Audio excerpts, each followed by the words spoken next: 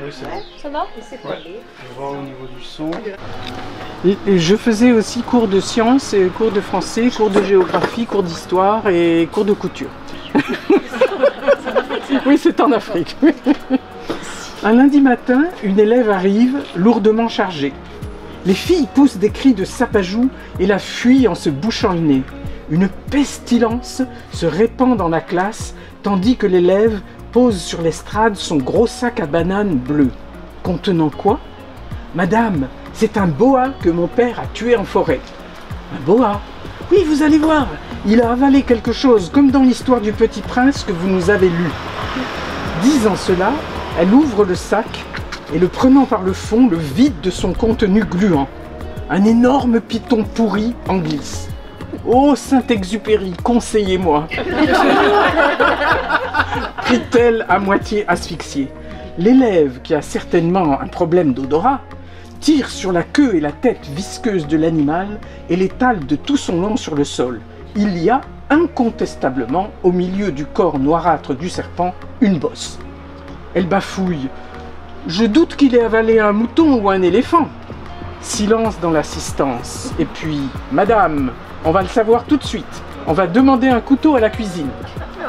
Avant qu'elle ait pu réagir, 3 élèves partis en expédition aux cuisines reviennent armés d'un couteau à viande qu'elles lui remettent solennellement.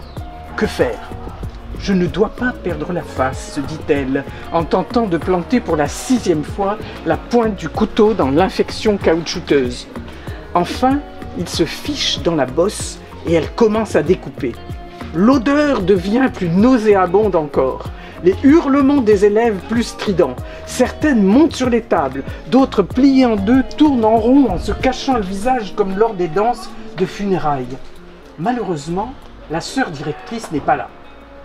Personne ne viendra à son secours. Elle découpe en tendant de ne pas respirer. Le cylindre gluant glisse. La fille du chasseur le maintient avec le sac à bananes. Une grande balafre s'ouvre enfin. Ah! Quelque chose de noir apparaît. Une tête. Clameur de l'assistance.